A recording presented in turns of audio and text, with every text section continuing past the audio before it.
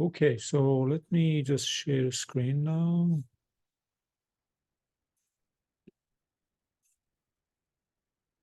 Okay, so where are we now? Okay, so hopefully this is okay now. Let me go to view full screen mode. Okay, very good. So yes, this is a talk I gave in fall of 2012. That was on the occasion of 101st anniversary of discovery of Weyl's law by Herman Weyl. This result was proved by Weyl in 1911, and it's beginning of spectral geometry. So yeah, it's a major result, and it really opened a totally new field in mathematics and physics, I should say. So anyhow, yeah, the talk is about Weyl's law and some of the prehistory and some of the history of the law and what happened. Okay, now let's see how we can move. Okay, yeah. So it's about the spectrum. Weyl's law is about the spectrum of Laplace operators to start with, and then in general about the spectrum of more general types of operators. So yeah, so the spectrum is what we learn in mathematics is about, in the simplest case, finite dimensional case, if you have a matrix, then you're looking for complex numbers lambda such that there exists a non-zero vector x such that ax equal to lambda x. This lambda is called the spectrum, one of the eigenvalues, one of the points in the spectrum of this matrix A, or in general, the operator A. So the word spectrum is, it's a very interesting word because it also appears in physics, and in fact, it first appeared in physics. It was coined by Newton already in 17th century when he looked at the sunlight and the composition of sunlight into its components. Yeah, violet to red and different shades in the sun's spectrum. He called it a spectrum, indeed, yeah. But something very, very interesting happened after Newton's discovery of spectrum of sunlight. Around 1800, maybe it was 1812, but already there were people were noticing this, I think, around 1800, that when you take very good prisms and you put the prism in, you let the light coming from telescope go through the prism, this fine prism, you see that actually the spectrum, as Newton discovered, it's not the way he discovered it. He explained it. There are dark lines in the spectrum of sunlight. So Fraunhofer noticed this, and he noticed there are already about 500 dark lines. So what are those dark lines and what they mean? It's a big story, which I don't want to get into that, but it's related to the idea of a spectrum of an operator in mathematics. So this is a story that played in physics and mathematics. On the physics side, yeah, some of the main actors were Planck, Einstein, Lorentz, Sommerfeld. Lord Rayleigh from the theory of sound, and among others. On the mathematics side, also there were several actors, but in this case it's Weyl, Herman Weyl, as the main protagonist, and Hilbert also as an actor initiated to some extent the story. So on the mathematics side, the story is about the relation between a spectrum and geometry. On the physics side, it's about that, and also about the relation between quantum mechanics and classical mechanics. In what sense classical mechanics is the limit of quantum mechanics? That's one aspect of this, a spectral correspondence between mathematics and physics. So, yes. One starting point, so the story has many starting points, but one of them, a major one, is when in 1910, Hendrik Lorentz, one of the most prominent physicists of the time, accepted the invitation to go to Göttingen and deliver a series of lectures. These lectures in Göttingen, I believe it was Wolf-Scale lectures. The title was Old and New Problems of Physics. He gave 4 lectures discussing the frontiers of physics and problems that physicists were struggling with at that time. Most of those questions were about the emerging new quantum mechanics, which they didn't know, they didn't have a mathematical theory for yet. And in the third lecture, I think, Lorentz put a question to mathematicians in the audience as a kind of challenge, maybe. So Herman Weyl was a new graduate. I think he graduated 1908 under supervision of Hilbert in Göttingen with a thesis on integral operators. It was just functional analysis that was emerging, operator theory, the spectral theory of operators that was emerging under the influence of Hilbert and his students and his school in Göttingen, mostly from 1900 to 1910. So Weyl was in the lectures, Hilbert was obviously in the lectures. So in the lecture, as I said, Lorentz asked the following question.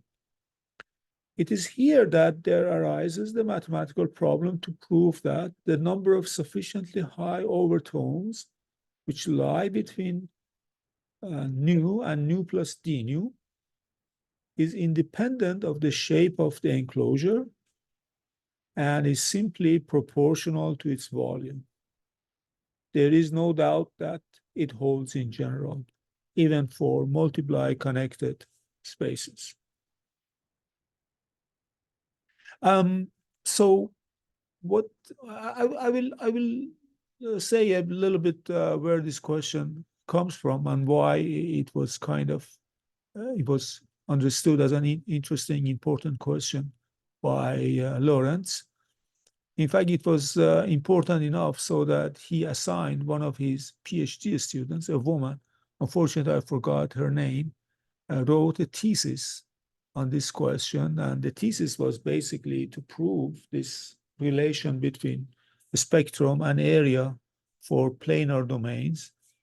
And Lorentz's student actually, I think the thesis goes back to 1910, 1909, around that time.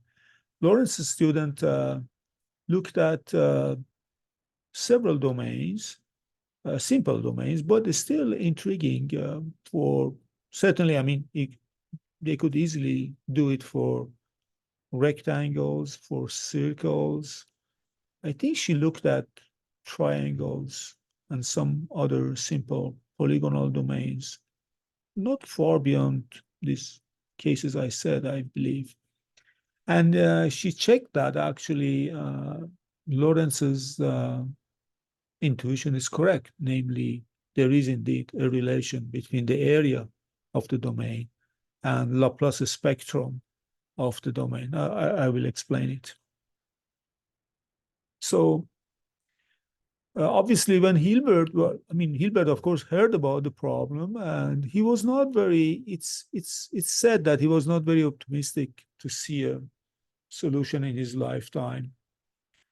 But his student Herman Weyl solved this conjecture of Lorentz, and Sommerfeld also had similar conjectures within a year, less than a year.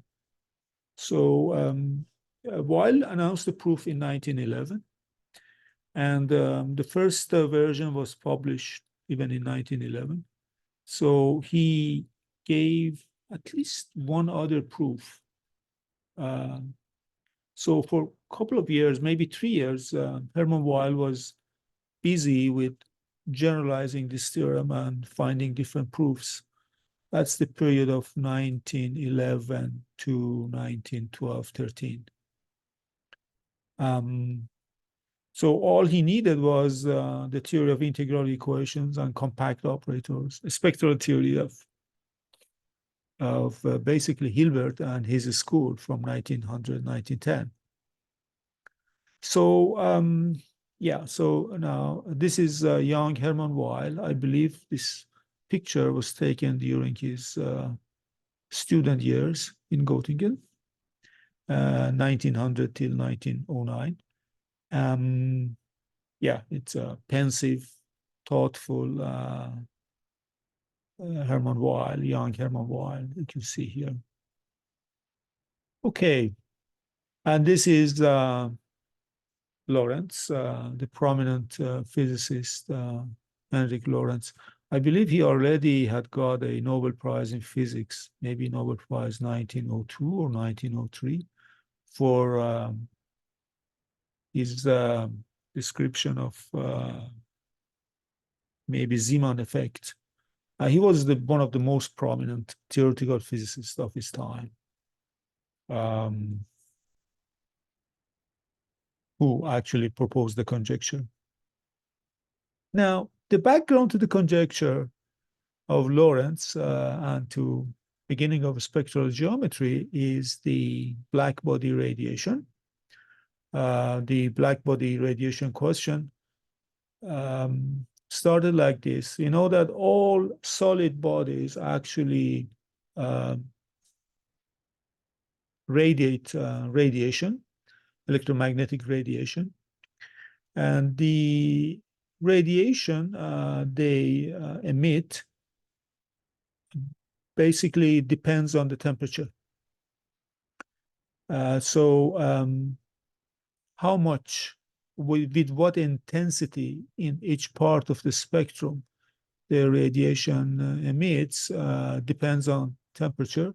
For example, you see the dark line here is at 3,500 Kelvin. The blue line is at 4,000 Kelvin.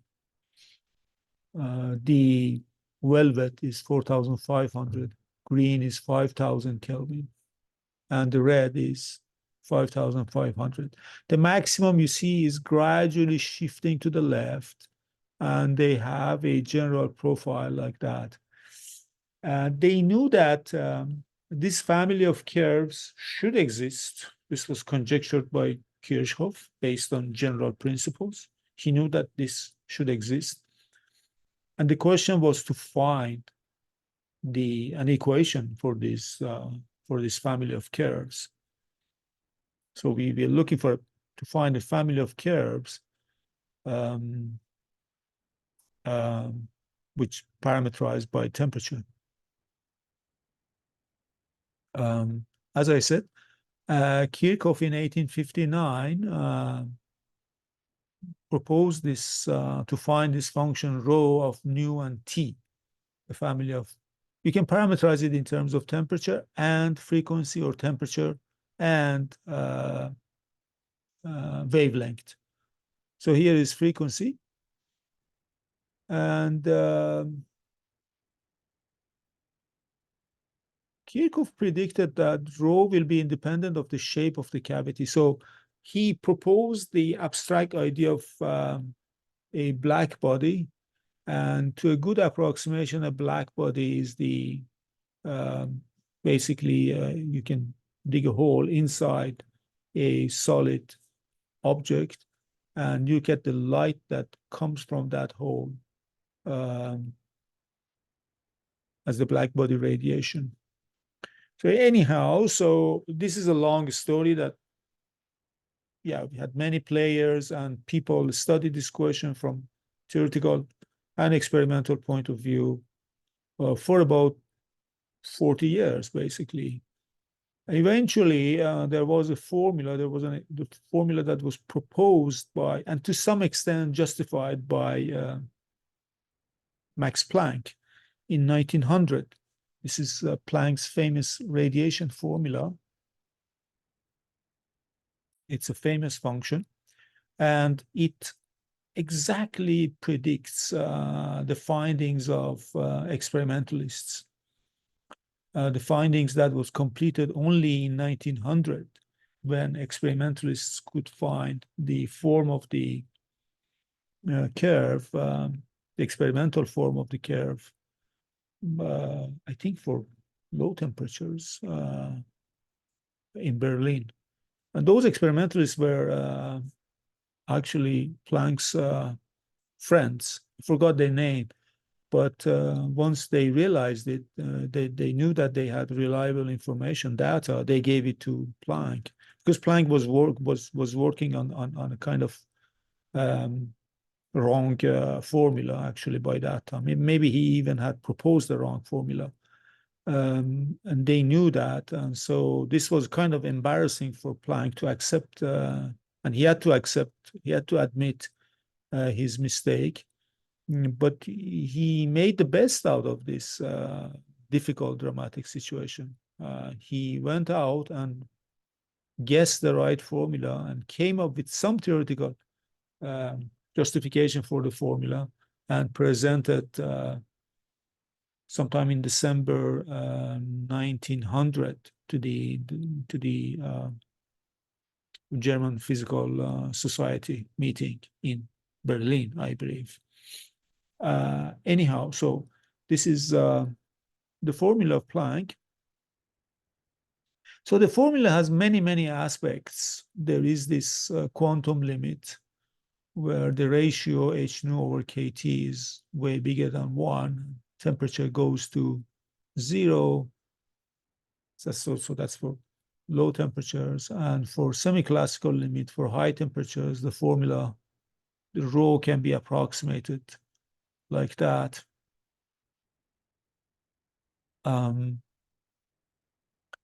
So to drive the formula at one point for this cavity, Planck had to assume that the cavity is in the form of a basically rectangular cube.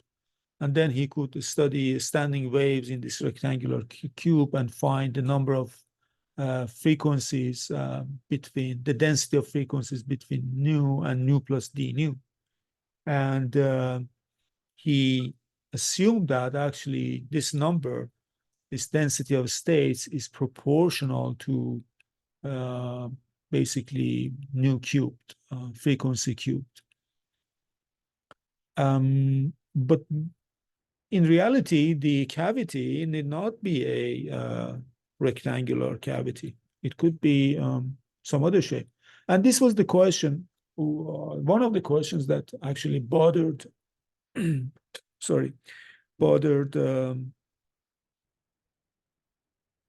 Lorentz, that what if the cavity is not in that shape? Can we still draw this conclusion? And his guess was that yes, we should be able to say so, but based on what mathematical ground? And so that's why so that's a great example of physics motivates a result in mathematics, actually gives motivation, gives intuition, gives physical reason why a result in mathematics should be true. There are many, many examples like this. Yeah, so I recently learned actually another example where Kirchhoff's law for circuits, the law for currents, Kirchhoff's current laws, the two laws of Kirchhoff actually implies, in a way, physical way, implies Euler's polyhedron formulas. Number of vertices minus edges plus faces equal to 2 can be derived from this Kirchhoff's laws for currents, but that's another story. So anyhow, this sort of mathematics inspired by physics is a big theme, of course, in mathematics and physics. Okay, so anyhow, so Herman Weyl, okay, I will get to that more precisely, but Herman Weyl proved this result, and the result of Weyl was that, well, we can formulate it as saying one can hear the volume of a cavity. But of course, in this regard, the ultimate question is, what else can one hear about the shape of a cavity? So Lorentz was quite actually deep in this regard, because he even said that the topology of the cavity should not even matter. So you can have holes, you can have very complicated topology, and he said they shouldn't matter. It should be true for the most general topology even. So that's quite a story. So that we are gradually unraveling today. So now, more precisely, so let's look at what the question is. So this is the Dirichlet eigenvalues for the Laplace operator and Weyl's law. So let's assume we have a domain, a compact connected domain with piecewise smooth boundary. Now, this condition on the boundary is basically the boundary. The smoothness of the boundary is a very delicate matter. So I say piecewise smooth, but it can be generalized to more general boundaries. How general it can be pushed, I'm not sure, but it's more than piecewise smooth boundary. So the question now is the following. We have the Laplace operator. So Laplace is minus second partial derivative with respect to x minus second partial derivative with respect to y. Sorry, this is the standard Laplacian.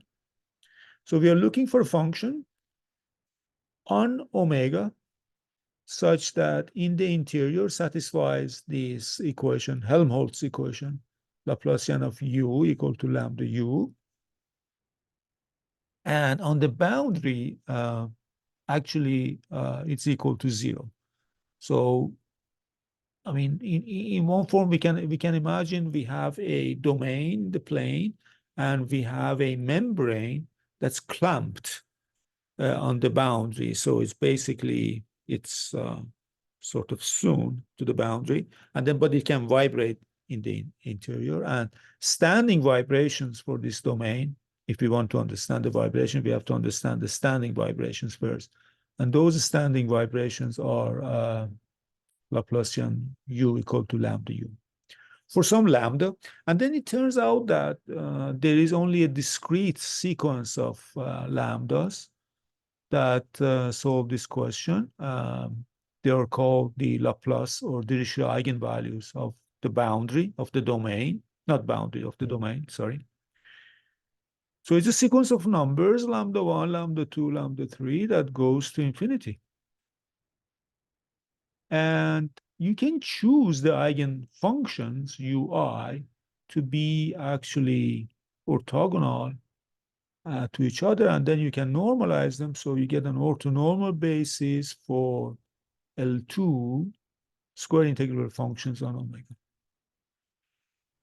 So this part of it, at least, is a great generalization of Fourier theory. You see, in Fourier theory, you find an orthonormal basis for L2 functions on a, say, locally compact abelian group. I mean, for compact abelian groups or locally compact abelian groups. Well, I should not say locally compact, really for compact abelian groups. For example, circle, tori, things like that. I mean, at least that part of it is, as you can see, generalizes here. And this analogy with Fourier theory is a very deep one and very, very, very interesting analogy. So now, okay, so now we can say what Weyl proved. One of the results, basically, that was proved by Weyl was that for such planar domain and these spectrum lambdas, number of eigenvalues less than equal to lambda. So n of lambda is the number of eigenvalues less than equal to lambda. So it's called the eigenvalue counting function. This function has an asymptotic can be approximated asymptotically by area of omega times lambda divided by 4 pi. So the important thing is to note several things. First of all, it grows like first power of lambda, the spectrum, and the coefficient of growth is area of omega. And there's a factor of 4 pi you have to divide. So basically, this means that the statistics of eigenvalues determine the area of your domain. That's what exactly what Henrik Lorentz actually asked for. Now, in general, and Weyl himself did it for three-dimensional domains, and for n-dimensional domains, similar proof easily extends. In general, you can show that the number of eigenvalues of Dirichlet eigenvalues for this problem, n of lambda, the eigenvalue counting function, grows to like lambda to the power n over 2 for bounded closed domains in Rn with a smooth boundary or roughly smooth boundary as lambda goes to infinity. So yeah, there is an acoustic formulation of Weyl's law. It says that one can hear the area of a drum at least. But of course, the question is if the drum is not like a circle or is a general drum with a general domain, what else can you hear about this drum from me? So but basically the question is what else one can understand if we just know the spectrum, the Dirichlet spectrum of the domain, understand about geometry of the domain. For example, can you get a formula for its perimeter? Can you get a formula, can you predict number of holes, or in other words, the topology of the domain? And basically the question is, can one really get the domain itself, the geometry of the domain itself, up to isometry? Basically, is can one hear the shape of the drum, the whole shape up to isometry?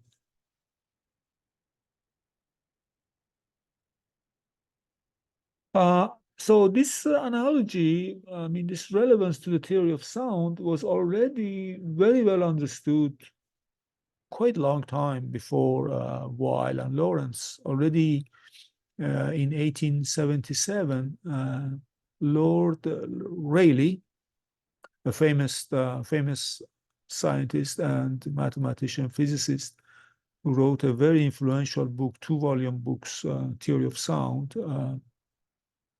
In his book, he gives an example of how, by hearing the vibrations inside vibration of sounds inside a room, one can guess the dimensions of the room.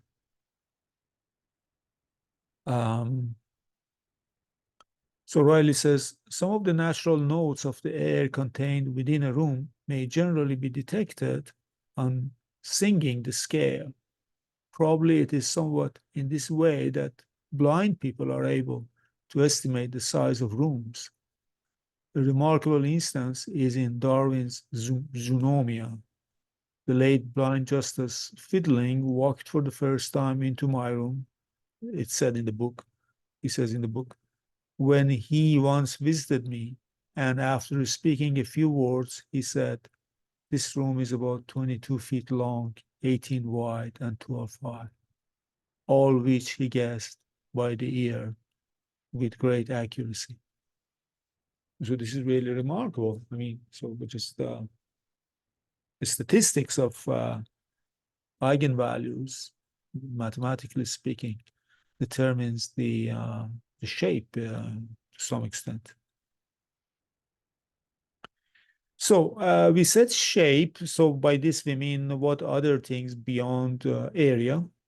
Now the perimeter also, the length of the perimeter also can be obtained from a spectrum, because a closer look will prove that number of eigenvalues, the eigenvalue counting function, the lower order term is like root lambda, where the coefficient is length of the perimeter, is the perimeter of the domain divided by 4 pi. And similarly, for three-dimensional domains, the next term in the expansion is of the order of lambda, and the coefficient is, again, the area of the boundary. So, yeah, the area, the volume, or the length, and the area in two-dimensional case can be obtained from the spectrum. So this is quite... but these results were really proved in 1980s. I forgot, I think. This is Ivry and another mathematician, I forgot. Unfortunately, they proved these results for the first time already in 1980s. Yeah. So again, I mean, the whole question now is to find better approximations for the remainder term. So this is a drill. This is not important. So the remainder term was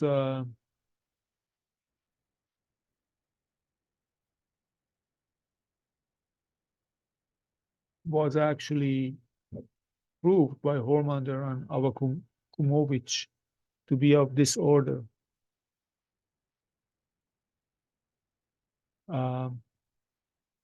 Yes, okay, so I don't want to get into this finer oscillatory terms. So it's like you're looking at lower order expansions. There is actually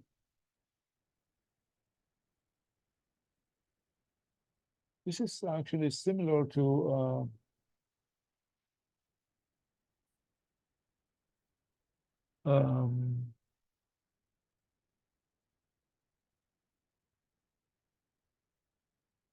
prime number theorem, where the first order approximation is the prime number theorem, pi of x equal to x over log x.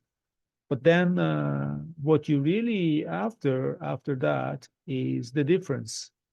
So you want to know basically how well you can approximate the difference between pi x and x over log x, or Li x, equivalently, the integral dx over log x function, which is called Li x.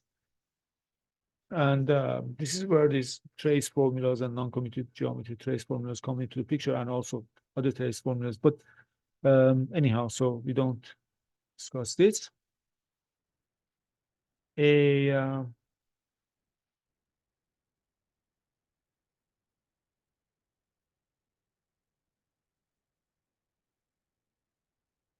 Okay, so maybe I should pause this now.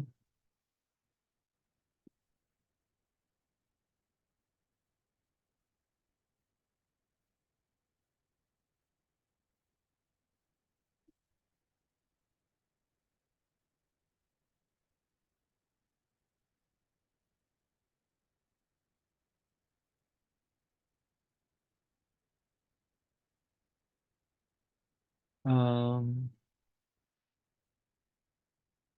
oh shit. Okay.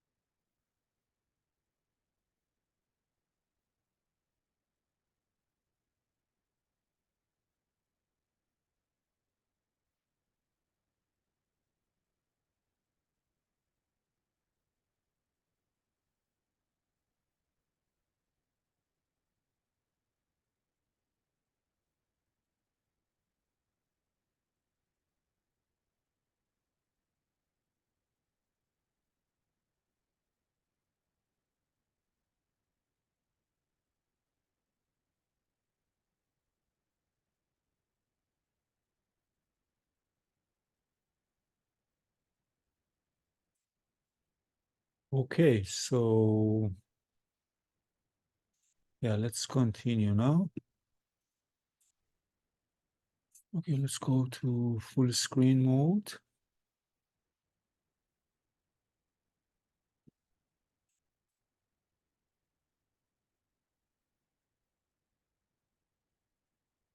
Okay. Anyhow, so this is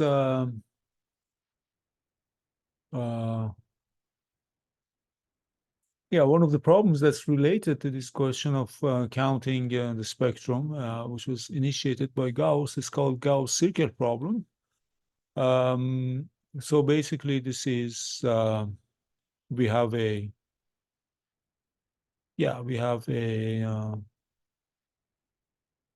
two-dimensional circle, two-dimensional torus. I'm sorry, T2, which is the circle cross circle. Is the spectrum is parameterized by points in the plane. For each point M and N in Z, you have one point in the spectrum M and N, which is M squared plus N squared. So the spectrum counting function, eigenvalue counting function, is the number of lattice points that's inside the circle of radius root lambda. And Gauss noticed that he could show just by hand, basically, that this n of lambda is pi lambda plus O of root lambda. The pi lambda part, of course, follows also from Weyl's law for this two-dimensional torus. And second problem is Gauss proposed to find a good approximation for the remainder term, which is R of lambda, which is n of lambda minus pi lambda. So one wants to find the best possible alpha zero such that R of lambda is equal to O of lambda to the power alpha. So there has been a lot of work on this problem. Hardy has conjectured that the best alpha is quarter. He showed that all alphas should be bigger than quarter. Van der Kolk pushed this alpha to less than 0.033. And there is a result of Ivanich and Muzoki, where alpha is less than 722. Huxley has a result that R of X is of this form, but the Hardy's conjecture value of 1.4 for alpha 0 is still remains elusive. So yeah, finding these higher order terms or lower order terms in the approximations to eigenvalue counting function is a big problem, is a big theme. Now, so in general, let's look at the case of flat tori. So we had an example in Gauss circle problem, but now let's look at in general the case of flat tori. So you fix a lattice. So it's a co-compact full rank lattice, so that the quotient Rm over gamma is a flat torus. The Laplacian is given by the standard Laplacian. Note that we use negative signs.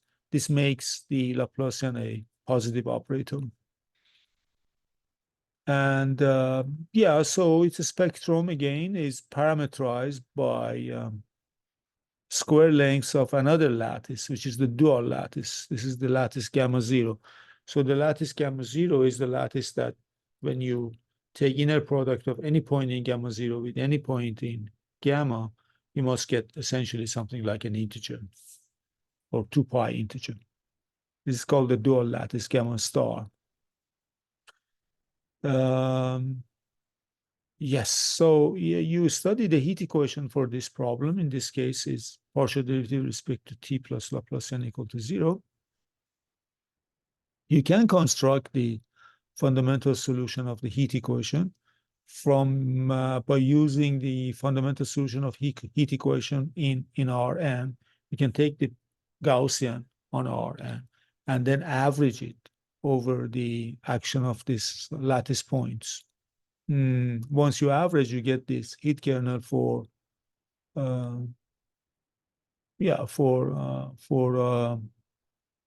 Laplacian on the flat torus, which is given by that sum.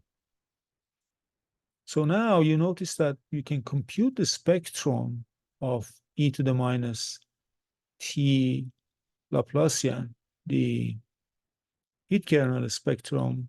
We can compute it in two ways, either using the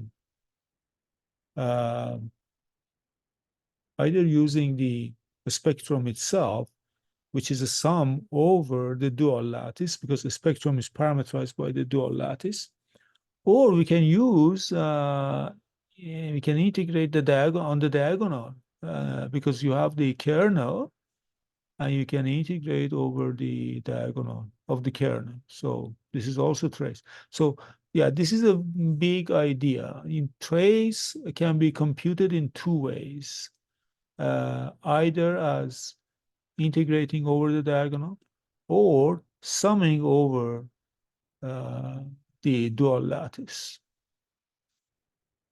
And the fact that these two things are equal is a great result. Is a great result. It amounts to basically a Poisson summation formula. So anyhow, in this case, basically immediately implies that the trace of exponential of minus t lambda is proportional to volume of m divided by 4 pi t to the power m over 2 as t goes to 0. Because when you look at the last term that contains volume m in the above, all terms are rapid decay except the constant term. So as t goes to 0, all other terms are rapid decay or exponential decay as t goes to 0, because it's 1 over t exponential factor, and then the constant term is the only term that contributes. So we get that. Yeah.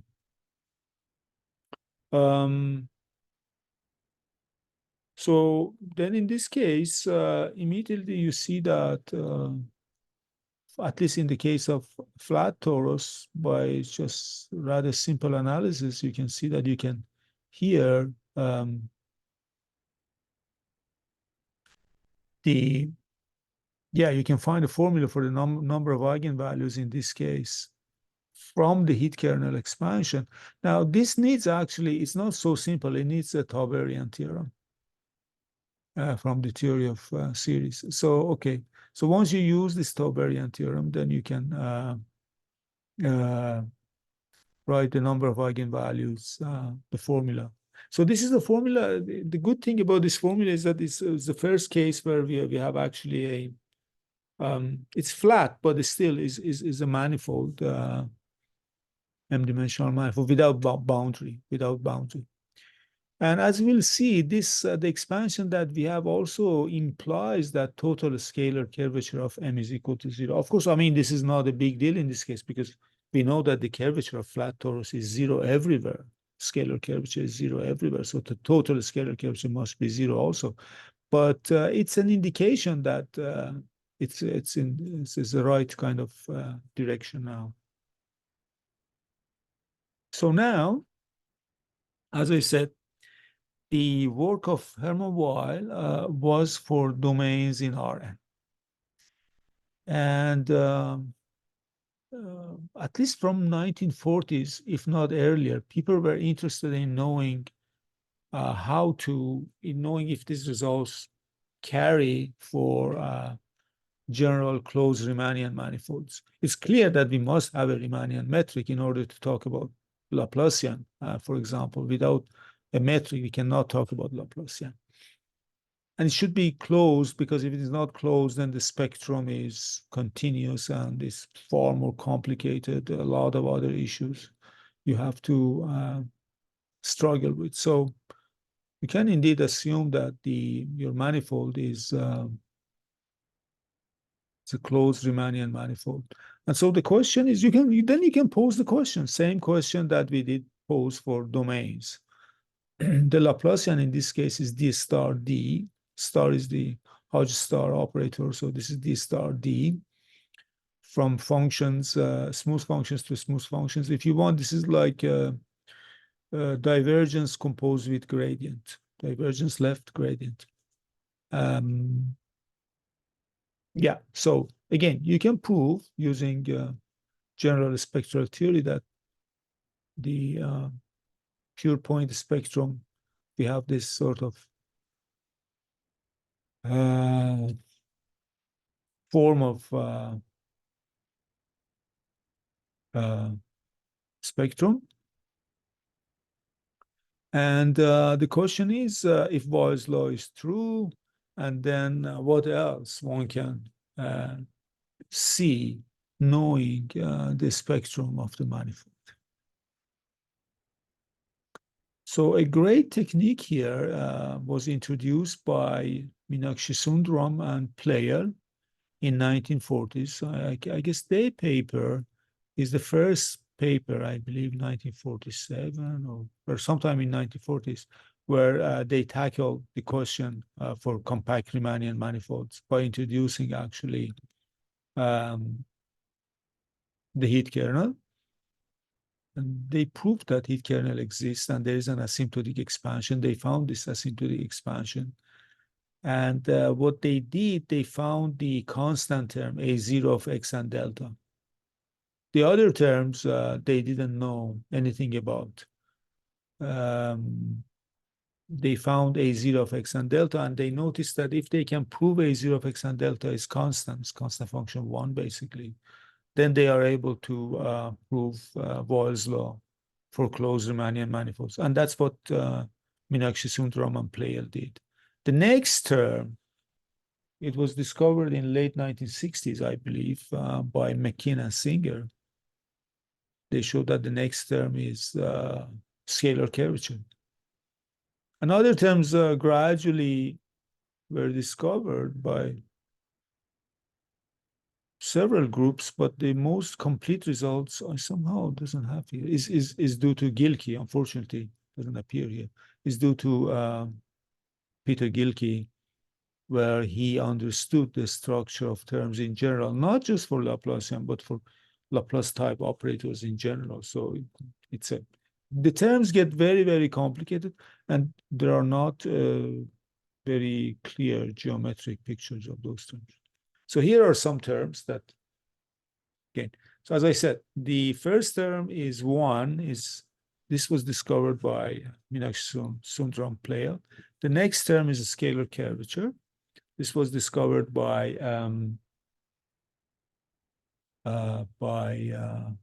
McKean-Singer. The term after that, I'm not sure. Maybe it's also in McKean-Singer. I'm not sure. It's basically the 3 curvature types appear: the total curvature tensor, the Ricci curvature tensor, and the scalar curvature with different weights. And they are the norms in the space of tensors. So yeah, so these densities are there. And they get very quickly from a 3 term, they get very, very complicated. So for flat torus, of course, all these terms, as we saw, they are 0, except for the first one. Now, again, in general, the game we played with flat torus, we can play it with general compact Riemannian manifolds. We can compute the trace in 2 ways and study the short-term asymptotics of the heat trace.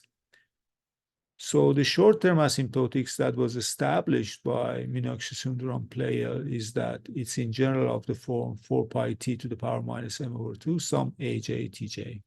So if we compute the trace of e to the minus t delta in 2 ways, either by integrating the heat kernel on the diagonal or by summing over eigenvalues, we obtain that the volume of M is an spectral invariant, that's A0. Then A1, which is the total scalar curvature, is also a spectral invariant. Then what we have to use is an abelian-tauberian theorem. So basically a tauberian theorem we have to use. It says that if you have a exponential convergence series like this, sum e to the minus lambda n t for all t positive, then the following are equivalent.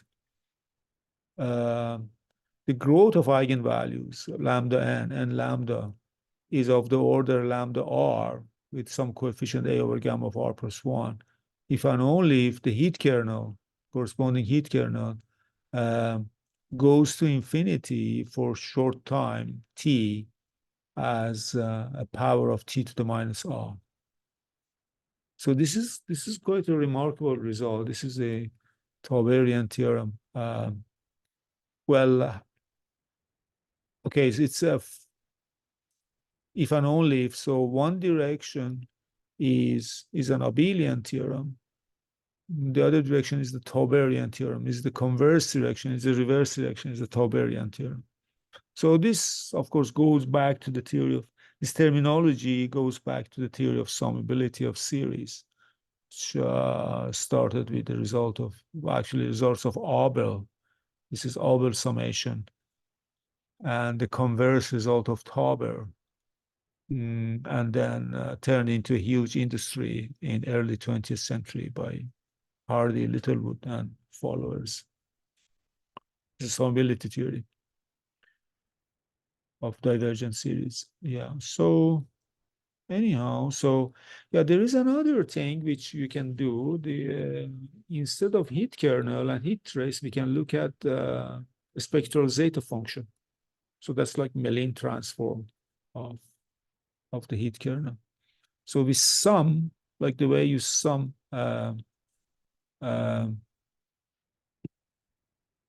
we should have turned this off from beginning, sorry. The sum or inverse powers of eigenvalues, the way you sum integers, inverse powers n to the s, you form the zeta function. In general, you can do this for all non-zero spectrum points. And using Weyl's law, or maybe even simpler asymptotics, you can show that the series is actually absolutely convergent for real part of s bigger than m over 2. M is the dimension of the manifold.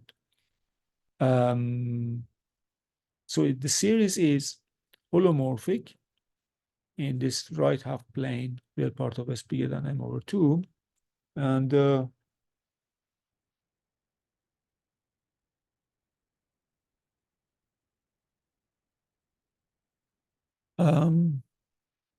so you can use, one can use Mellin transform to relate it to heat trace. Yeah, Mellin transform, of course, is an alternative, is a kind of reformulation of the definition of gamma function, basically. One of the definitions of gamma functions immediately implies this formula for lambda to the power minus s, and you sum over all lambdas, and then you have to separate the integral, heat trace integral, into two parts, from 0 to c, c to infinity. This is a very standard trick that's used in analytic number theory, and is exactly follows on the footsteps of Riemann in his famous 1859 paper on zeta function. That's the way he proves this. He gave two proofs for the analytic continuation. This is the second proof using Mellin transform. And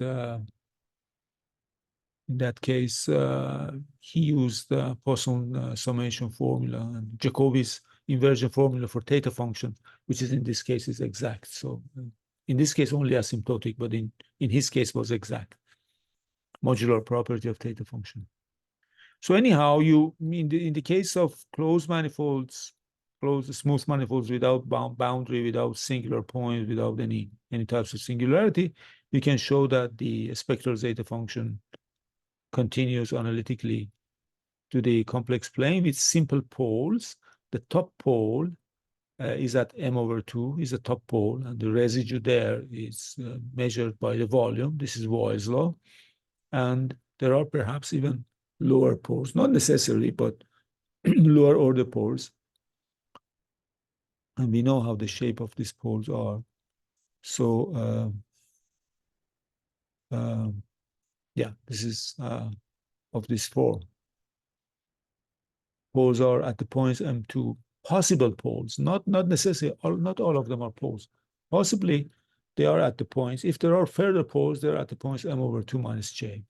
But 0 is always a regular point. That's important. The simplest example, if you apply this to M equal to S1 with round metric, you get Riemann's zeta function. And you get analytic continuation of Riemann's zeta function.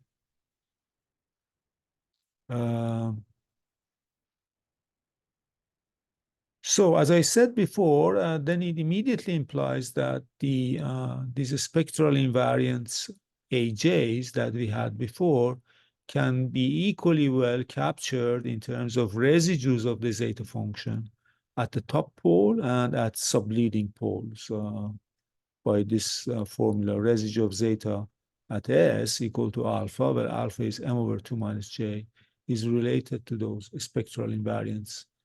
So they're all spectral. I mean, so the zeta function, of course, itself is a spectral. Its residues are also spectral. So yeah, but I mean, the fact that they are related to those AJs, it's fascinating.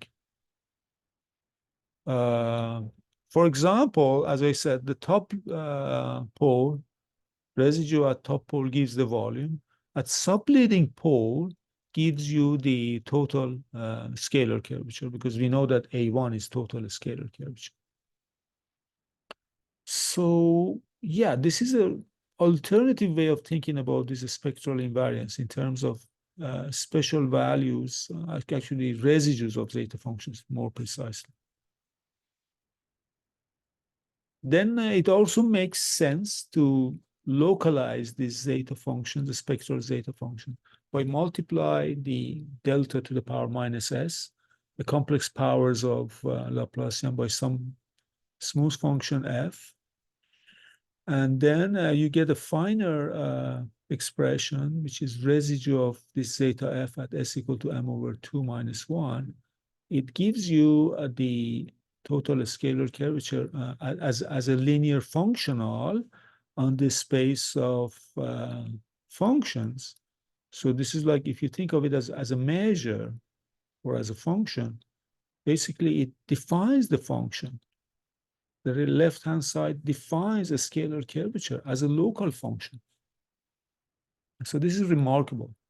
This is for dimensions bigger than or equal to 3, but dimension equal to 2, the value of this local zeta function at s equal to 0 gives you the scalar curvature, not the residue, the value in this case. You have to subtract trace of f times p in order to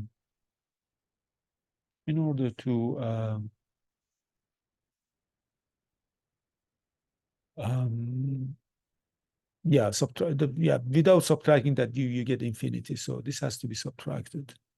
So one good thing about this, so it looks like that the zeta function formulation is equivalent to heat kernel or heat trace formulations, but you really do get some mileage if you think in terms of zeta function. For example, these regularized determinants are easily expressible in terms of zeta functions. That's the derivative of the zeta function. Now, of course, this formula can be justified formally by differentiating the spectral definition of zeta function and evaluating at 0 formally. You get this determinant to be exponential of minus zeta prime of 0. But the point is that this is the determinant does not exist, but still regularized determinant does exist, and it's extremely useful quantity for topology, geometry, and also for physics. I guess we are at the end, and I thank you very much for listening. Thank you. So I have to now close this. Where are we now? Oh my God. Stop sharing and end.